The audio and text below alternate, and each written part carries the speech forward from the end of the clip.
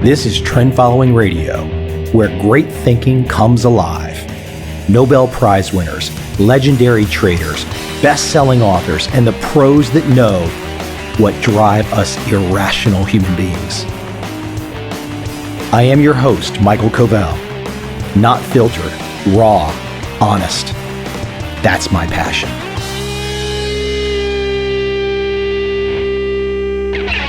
My guest today is a defender of liberty, Tim Price.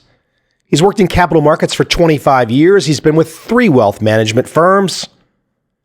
He's appeared on this podcast before. His newest book, his first book, Investing Through the Looking Glass. Tim covers a lot of territory in this work.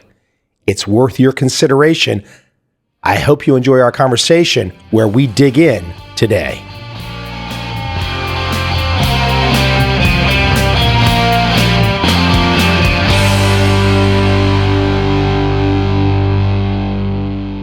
So Tim, big news. I guess not necessarily any bigger than what happened in the UK a few months back, but I'm starting to see a trend line here. The data points are forming. I see something, this Brexit. I see Trump. Are there more data points ahead? Quite possibly. I mean, I think you're right. There's a slightly lazy connection being made between Brexit and Trump as if they're basically 100% identical, and I don't think that's the case. But I think many of the implications are quite similar. There is a relevance to the point I'm going to make, and it's probably going to sound a bit pretentious, but there's a book that I came across, I think it was written about 3 or 4 years ago, and I dare say you've read it, called Sapiens by Yuval Harari. Okay, so if you haven't read it, I'll sort of give the spoiler, at least as the takeaway as I got from the book. And he's just come out with a sequel called Homo Deus, which is just been released in the last few months. But this is a best-selling author. And the takeaway from Sapiens is, what he asks is, there were apparently 5 or 6 variations on Homo sapiens when we were all in our sort of, primordial past. And the question he sets out to answer is, what was it about Homo sapiens that made us beat out all the others? So in other words, everybody alive is a descendant of Homo sapiens, and nobody is a descendant of Neanderthals, with the possible exception of Paul Krugman. So why did we beat out all the others? The conclusion he comes to, or at least this is the conclusion as I read it, as I recall reading, it's our ability to believe in stuff that doesn't actually exist. So in other words, he's alluding to a capacity for belief in the insubstantial. Okay, so I'll now try and bring it back to the point in case you think I've gone thoroughly off the reservation. What Brexit to me represent, I was a passionate advocate for leave, so I'm delighted that the UK is finally unshackling itself from the corpse that is the European Union. What I think Brexit represented was, firstly, it was a gigantic failure in terms of groupthink, and it also drove a coach and horses through the prevailing narrative. So to go back to the sort of Sapiens point, human beings love narrative. We are probably addicted to narrative. And that's fine, but beware when the narrative is wholly incorrect. And so Brexit, I think, hugely challenged the conventional narrative, and it certainly challenged groupthink, because the combined mass of the UK establishment, and for that matter, the international financial establishment, the media, industry, there were if you go back and look at the records, there are very few people who came out in favour of the UK leaving the EU. And probably now everyone will claim to have been for it, but they're all lying. And then you have Trump. Again, this is where the analogy holds. You've just had I think the Trump thing I thought Brexit was the biggest thing that happened to me in my life in terms of politics until Donald Trump happened last week. And you look at sort of what the impact of that's been.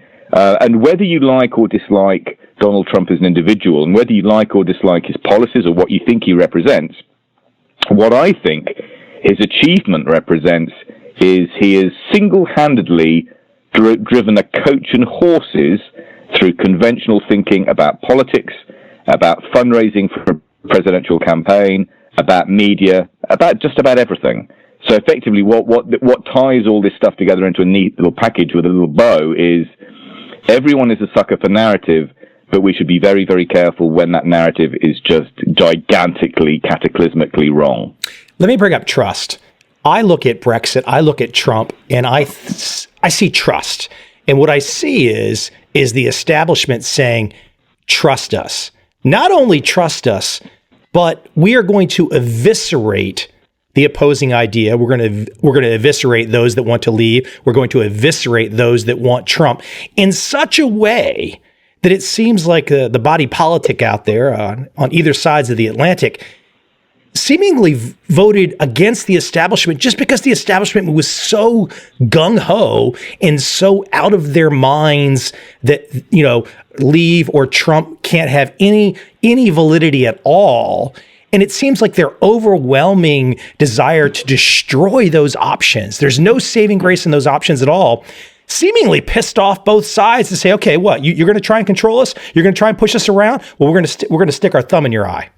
Yeah, I mean, there've been some, not many, but some very good observations about what we're living through. And the best I've seen have been from two specific people. John Gray, who's a British philosopher, and he writes for The New Statesman, which is a magazine I thought had gone under decades ago, but apparently it's still going. And he wrote very well about Brexit. And I'll see if I can find the specific quote. But the other one was a thing actually I was just reading this morning from a name I know you'll know, which is Matt Taibbi at the Rolling Stone magazine.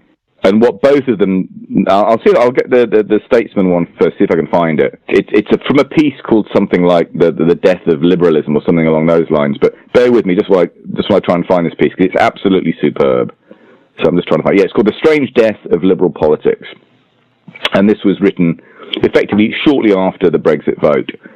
So these are basically quotes from this guy, John Gray, but I think he's absolutely on point. The world is changing in ways the left cannot comprehend. Yeah, this is a lovely one. Predictably, there is speculation that Brexit will not happen. If Britain can vote for Brexit, it is being argued, surely anything is possible. But those who think the vote can be overturned or ignored, and I'm inserting my own brackets here in parentheses, and those people who think that the Trump vote can be overturned, close brackets, are telling us more about their own state of mind than developments in the real world. Like bedraggled courtiers fleeing Versailles after the French Revolution, they are unable to process the reversal that has occurred. Locked in a psychology of despair, anger, and denial, they cannot help believing that there will be a restoration of an order they believed was unshakable. Yeah, that's clearly what's happening. You could look at the press accounts after Brexit, press accounts after Trump. Look, half of America, the American celebrities, all said they were going to leave America. The day after Trump leaves, like, oh well, we're not really going to leave. I mean, clearly the stock markets have broadly done quite well, and you'd think that travel agents ought to be doing especially well, given the number of people who pledged to be flying to Spain and Canada and Jupiter. And I just say, well, don't let the door hit your ass on the way out. I bring this up, though, your new work, Investing Through the Looking Glass, which dives into trying to tear apart where we are, the current modern consciousness, whether we're looking at politics, banking, economics, investing. We have gone in these directions where we seemingly don't think anymore. Or if we do think, we are thinking because some group or some leader told us to think that way. And again, this gets back to my point earlier. At least 50% of the population seems to just take whatever the government establishment gives them hook, line, and sinker. And the other half just says, hold on, I got to question that. And it really seems like you are putting your work together while we are living through this moment, this time right now where all of those things that we've known to be normal are breaking up. Yeah, I mean, I'll give credit again, because I said I mentioned this thing this earlier. I was reading this earlier today, and I'm just seeing if I can find the specific quote. Hold on just one second. Here we go. I think it's terrific, and you see if you can identify the author. Beavis and Butthead creator Mike Judge's Idiocracy, ostensibly a comedy but destined now to be remembered as a horror movie, was often cited this past year as prophecy.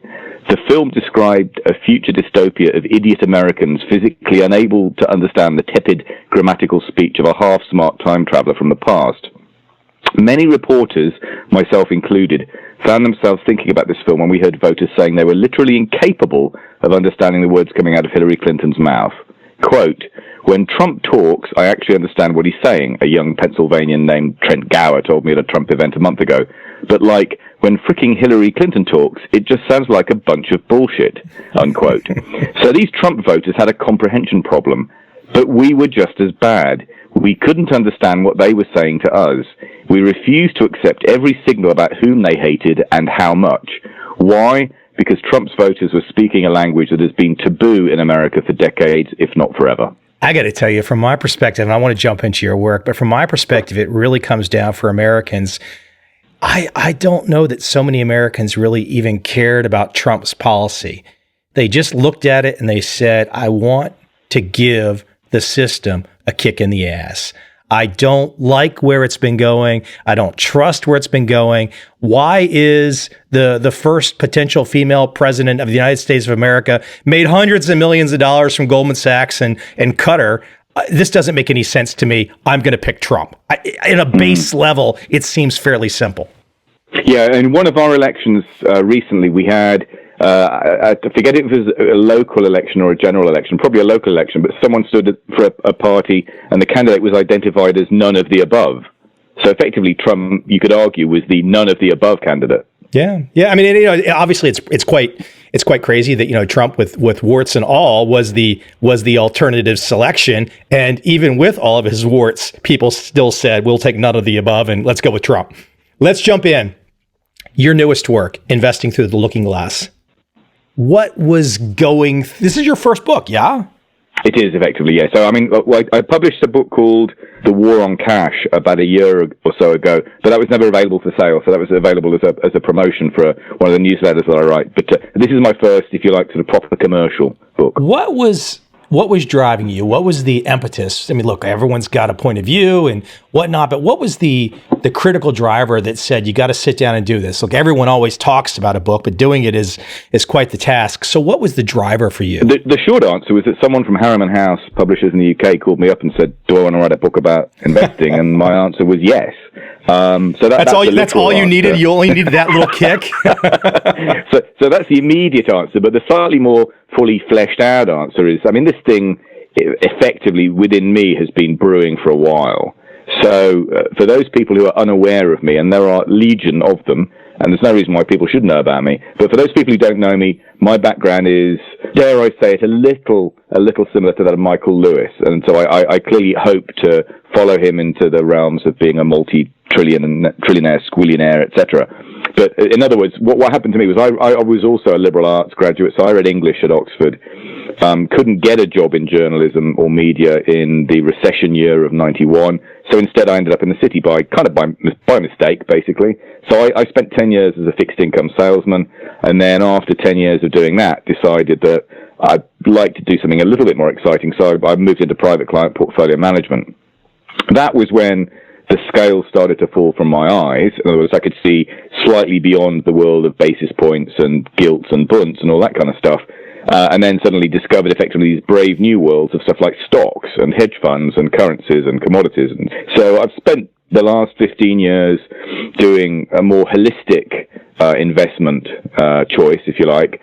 But probably like many people listening to this, the absolutely seminal event for me was the collapse of Lehman Brothers. It was the run up, the credit crisis running up to the global financial crisis, which kind of went epic with September 2008 and the near collapse of the financial system. And that led me to think, how on earth did we end up in this mess?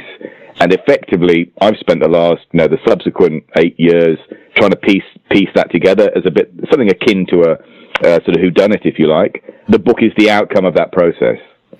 Tim, go ahead for those that have memories that have died because, hey, stocks are in America at all-time highs. Who cares about Lehman Brothers summer of 2008? How passé? What's the point there? But we have not got to this point today with stocks at all-time highs, if not but for Lehman, meaning after the implosion of Lehman, certain steps were taken.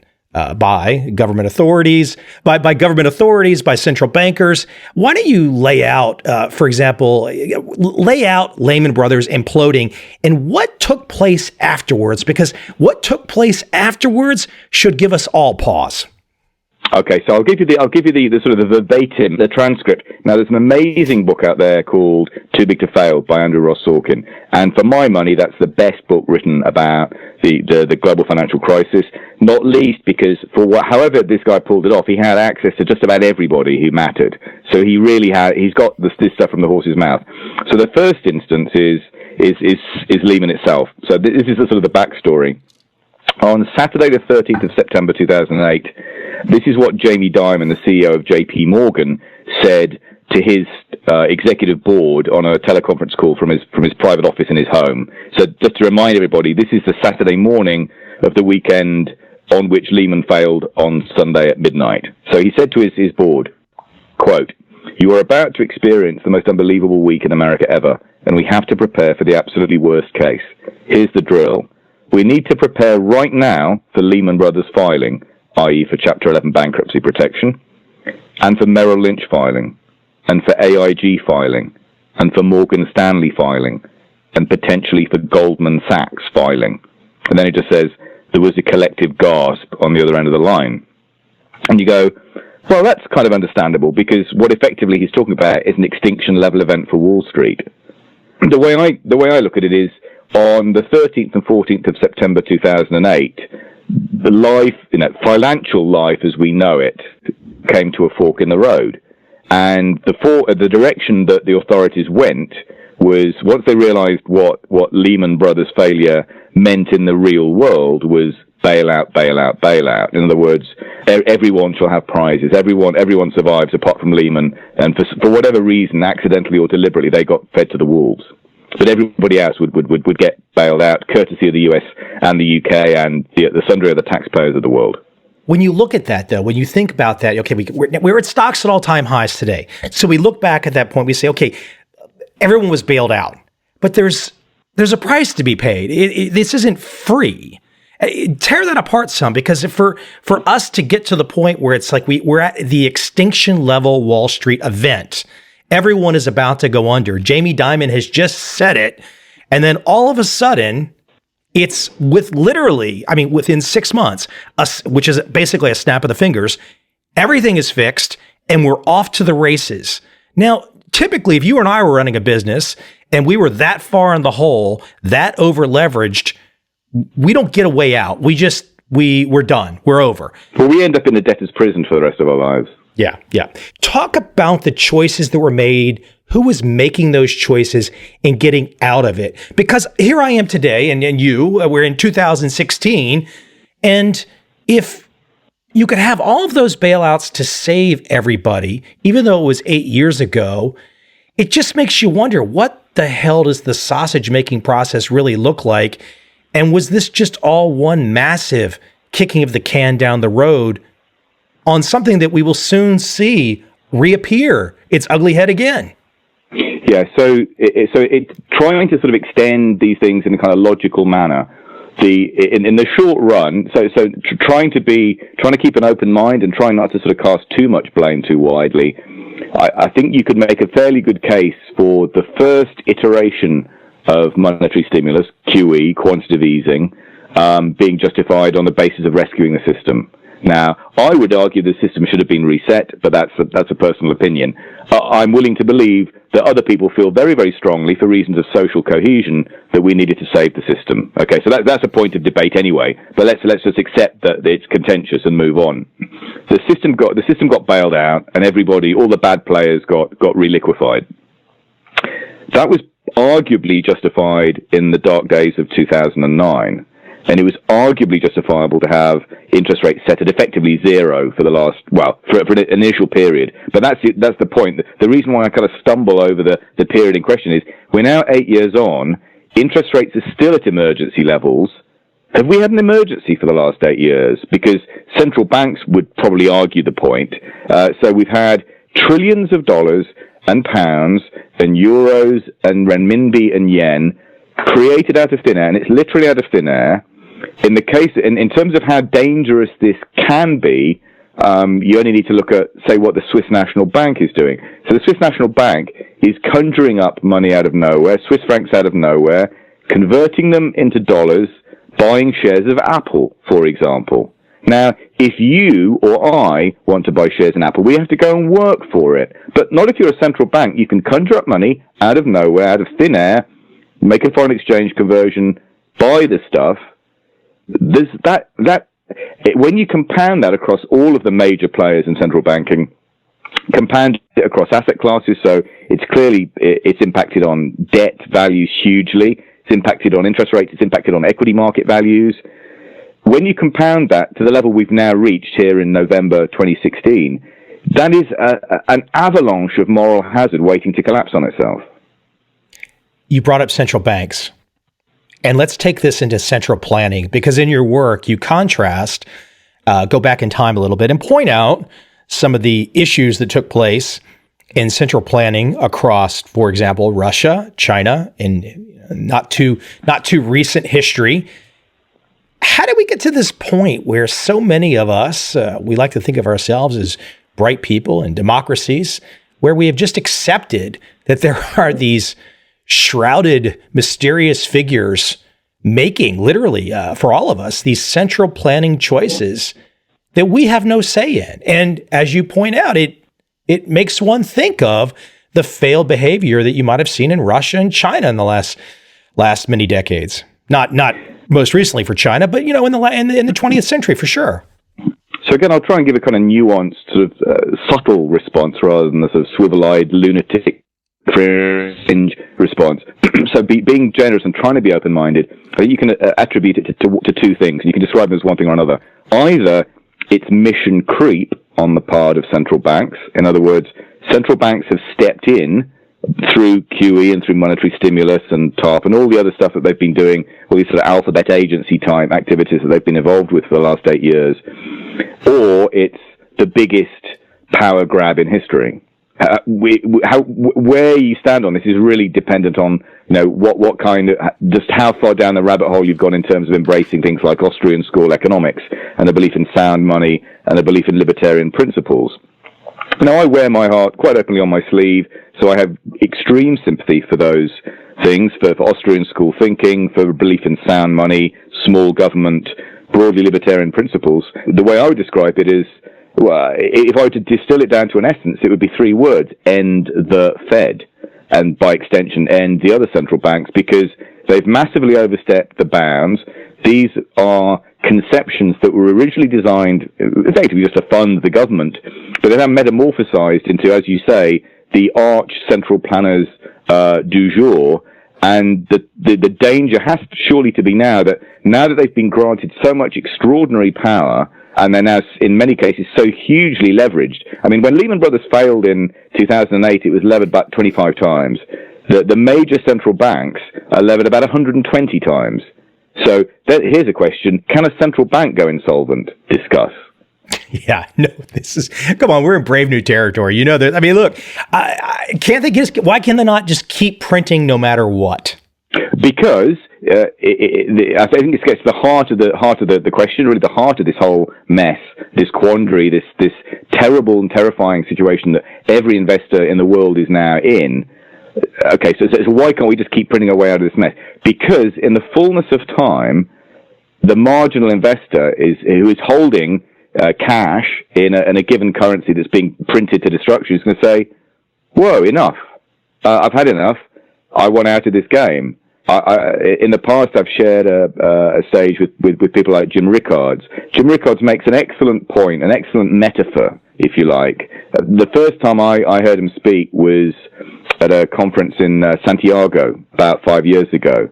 And so there's 500 people in a hotel ballroom, and he's on stage and he says, "Look, if one person among you 500 people, suddenly stood up, shot up out of their seat, and made a dash for the exit, chances are you wouldn't really give it a second thought. Maybe he's caught short, maybe he's got a family emergency, whatever it is, it's fine.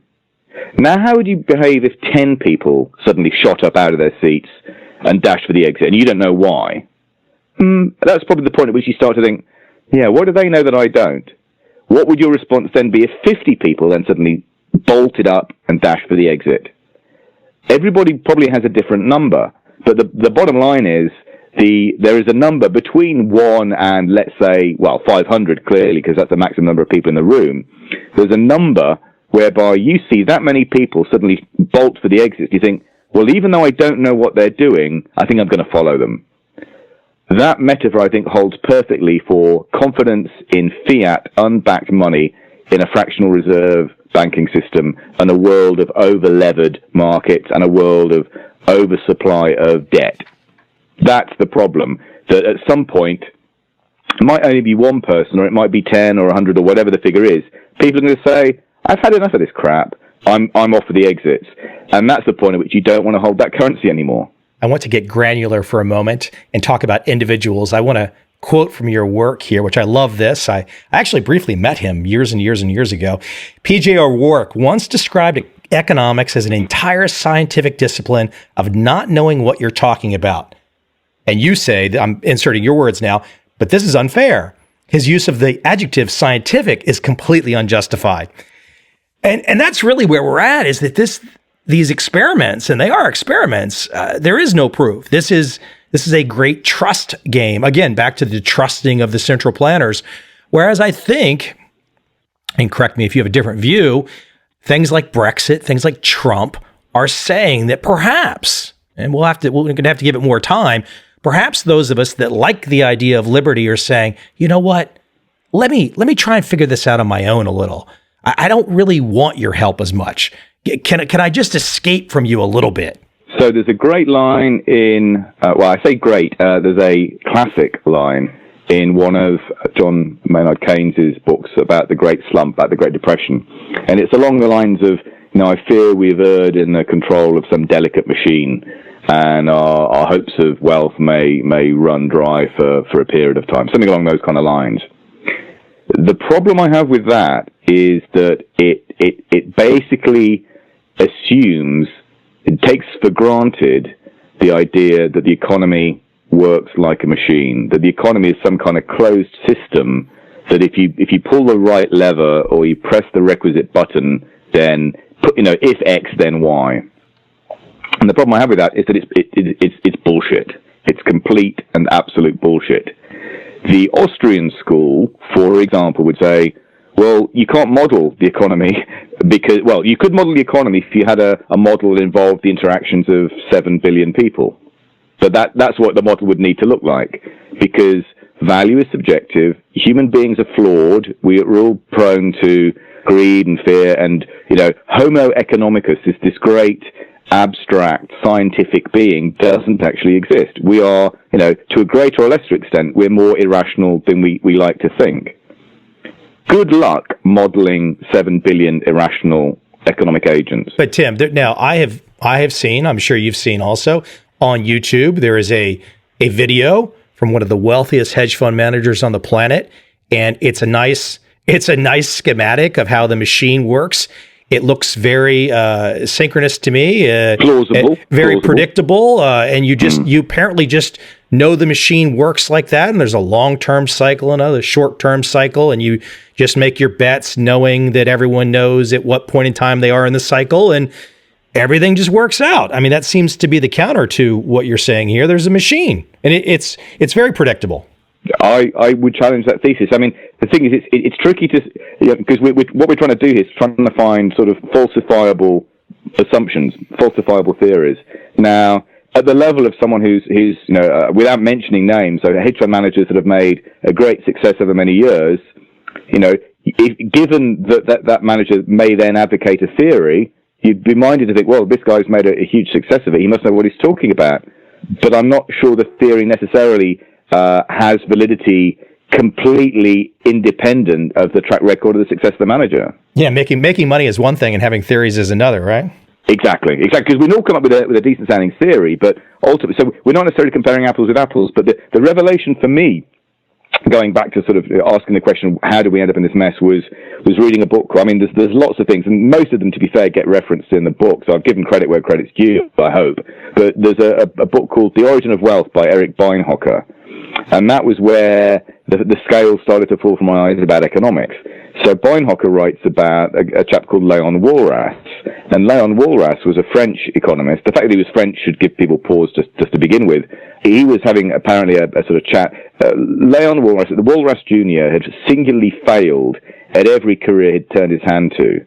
And in desperation, his dad takes him for a walk. This is some point in the latter half of the 19th century. And he takes his son for a walk and says, Leon, I think you should try your hand to this brand new science of economics. And so Walras then effectively proceeded to conjure up a whole bunch of theories that were basically stolen from the world of physics. And I think that gets to the heart of the problem. It accounts for really pretty much everything that's happened subsequently, which is most economists, particularly Keynesian economists or neo-Keynesians, believe that with the right equations and the right theories, you can resolve everything. And I just think that's ridiculously oversimplified. The real world is just much more complicated than that. So no amount of abstract theorizing is going to get you out of a hole if it's a gigantic hole. So then we can debate, what happened, say, in the 30s and whether, FDR was a great president or whether FDR actually perpetuated the Depression. Yeah, look, in the last, couple years, we've seen some of these esteemed committees that want to hand out Nobel Prizes, and they split the money in half. They say we'll give half to the behavioral side, which is where I would probably lay down and try and say, well, gosh, those guys make a lot of sense. Back to what you were saying about the 7.5 billion people. How do you model that economy? And then the other side, you have the efficient market guys. Behavioral guys. Yeah, you have the behavioral guys and the efficient market guys on either side. And I think what's really amazing, one of the things, and I would like for you to comment on this too, is that as we look at modern day investing right now in 2016, it's become a world of indexing. And all of these indexers, the Wall Street Journal articles all the time talking about how great it is and look at this firm, they're so successful, everything's an index. And this is all based on the efficient market hypothesis. And the hole in the efficient market hypothesis is, as far as I know, and I'm not an economist, thank heaven, as far as I know, they have no explanation at all for Lehman Brothers, for the fall of '08. That just doesn't fit into the model. Well, this is not meant to sound glib, I promise, but it's the way I would answer this question, or the way I would answer that point. There's a very old, hoary, and not particularly funny joke that you have an economist, a physicist, and a chemist, and they're on a ship, and the ship goes down. So there's a shipwreck. These three guys paddle to the shore, and there's a desert island. And there's a desert island and not much else. So after a few days, they're basically starving to death and getting heat stroke. And then suddenly a can of beans washes ashore. So a can of beans rolls ashore, and they're sort of looking at it and scratching their heads and thinking, what do we do now?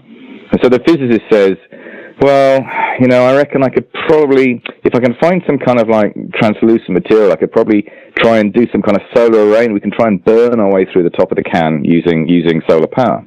And the chemist looks at the can and he says, I don't know, with the right kind of mix of chemicals, maybe we could try and arrange some kind of corrosive suspension or solution, and we'll try and erode the can off, and we'll get at what's inside through chemistry. And the economist looks at the can and he says, first, let us assume we have a can opener. I've not heard that one before. I like that. And but it's for average people out there that might be wondering, why have I earned no interest come in the last 10 years? The answer really is that can opener.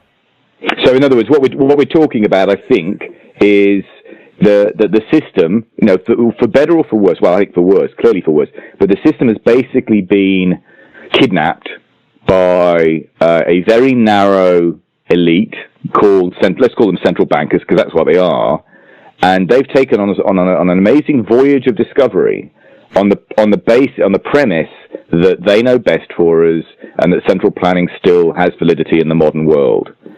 And the outcome of that is where we are now. I accept it looks very, very odd, given that I start the book by referencing the collapse of Lehman Brothers, to suddenly fast forward to today and stock markets at pretty much an all-time high. Not all markets, but certainly the US. You think, well, that's weird. So if we had this near-death experience, how come everyone's so well off? But of course, everyone isn't so well off. So the people who own financial assets have done quite well out of QE and monetary stimulus. But the people who never had them to begin with clearly are worse off, because all that's happened to them is their money's worth less because it's been depreciated by the amount that's been printed over the last 8 years. But there's another asset class out here, and this is the one that really fascinates me today, and that's the asset market called debt, the bond market. I just wonder whether, it seems to me that the interest rates, market-set interest rates, I should correct myself, market-led interest rates started to rise during the course of the summer, and then when the Trump surprise hit, then they just exploded higher. Now, it's probably too early to say, but I would gently suggest that the bond bull market of the last 30 years is dead. So if that's correct, then the next question ought to be, if it's dead, does that mean we're now in a bond bear market, or are we simply in a market of basically zero progress in interest rates and debt for the foreseeable future? And I don't know the answer to that, but I have a strong suspicion, A, that the bond bull is dead, and B, that we may have to get used to a world of possibly uncomfortably high inflation. Well, I would go the trend perspective on you. I think there's a lot of indication that the bond bull perhaps is dead. I think we'll have to let it play out and see which way the trend goes. I don't think you or I would be surprised if the bond bull turned around and went back up and started roaring again. I mean, you just don't know what's going to happen when there's so much hanky-panky going on behind the scenes. Sure. Again, and that's the point. That's the point that, for example, I mean, we're huge fans, advocates of trend following approaches. So we use trend following funds as part of our investment process. And one question has been, but these guys didn't do terribly well for the last, 3-4 years. Why is that? I'm not sure I know the answer, but I generally suggest that one possible answer is because we haven't had free markets for the last 3 or 4 years. Everything's been rigged. I was thinking before the election too, what are the economic measures right now that are the positive measures? And really, if it wasn't for equity indices, I don't know what people would be bragging about. For example, if the Dow was at 10,000, I mean, how many states would Trump have not carried if the Dow was at 10,000? And that goes back also, if I look back at the way people connect politics and the markets, I mean, a lot of people in America still fondly describe the economy under Bill Clinton, which, burst his last year in office. But they don't remember that part. They just remember the 1990s and the stock market bubble. And I think what's even more hysterical is that under the Clinton administration, there was a serious concern that the deficit was working so nicely that we'd run out of U.S. Treasury bonds to own. Imagine that. One of the things we can't do today because of limited time is that we can't go through all of the detail, but you really do take people on a journey, a quite detailed journey, whether it's breaking apart banking. Again, we talk about the bailout situation, going through the bond market, as we mentioned, talking about the stock market, and also going into solutions. And you do from a solutions perspective, because look, we can talk about all these nasty things that are going on, but we've all got to make choices no matter what. Yeah, we all have to play the hand we're dealt. Yeah, we have to make choices. And you see, and I think most people would agree that this is very rational, you see two different choices, and perhaps it's a combination of both of these choices, but you have value, you have momentum. What else do you see? Value, momentum, gold. What other options really exist for the rational investor? I'm not sure there are any. I mean, in a sense, you can look at the whole world of investable assets through a value prism. To sort of be the kind of Warren Buffett style advisor, then the point to make is that the most important characteristic of whatever you elect to buy is the starting valuation the day that you buy it, and that holds whether it's property, listed equity, private equity, bonds, whatever. It could be anything.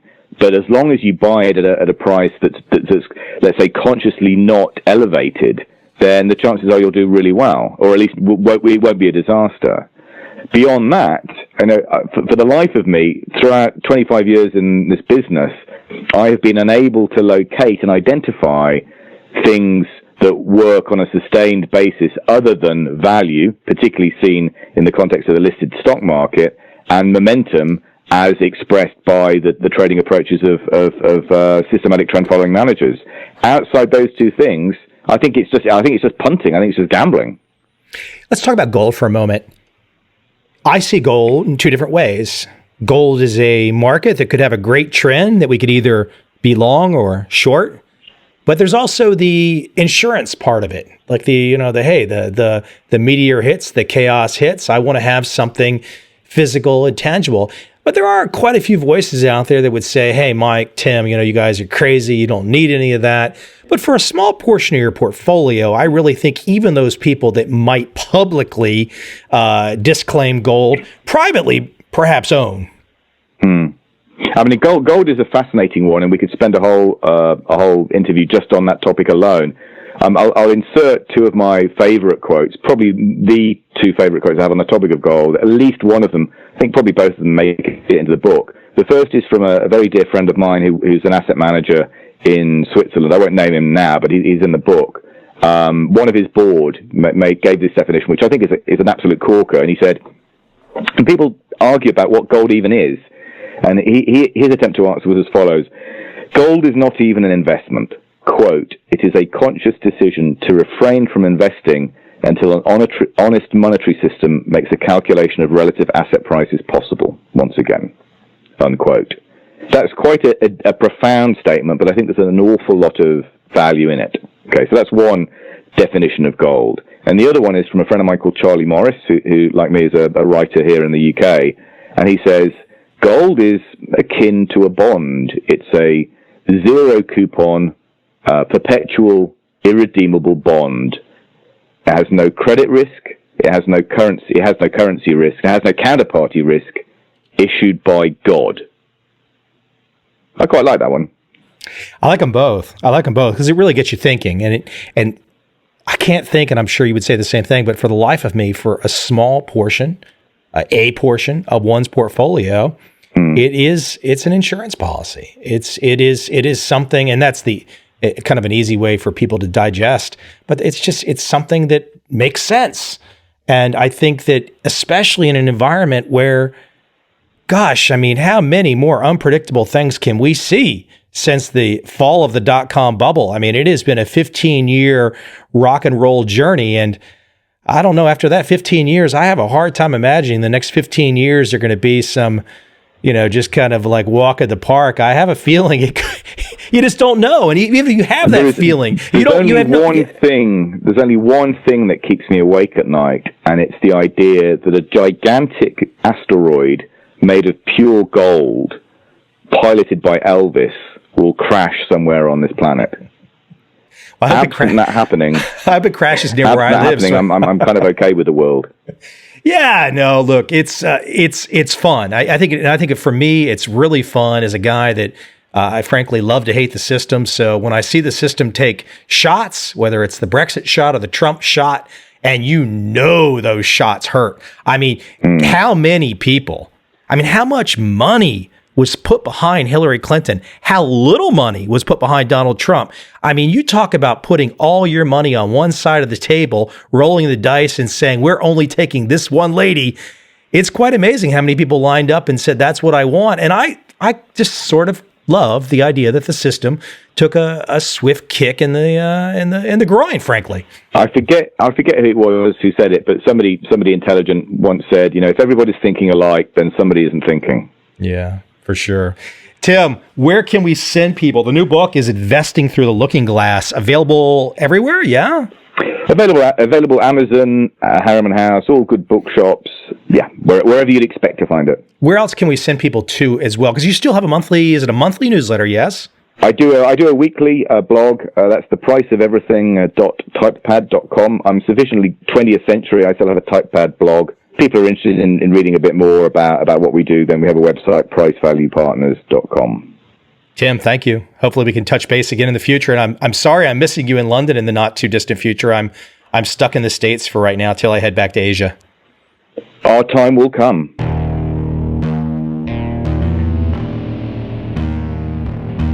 I see a time when those awake will understand how to make money in up, down, and surprise markets. Whether new trader or experienced, college student or financial advisor, protecting against a crash or just trying to make a lot of money, trend following offers everyone an answer in uncertain times. To get started immediately, send me an email, michael@covel.com. I will send you the right trend following steps to take along with my free video. But if you want to buy and hold, trust the government and trust Wall Street, this is absolutely not for you.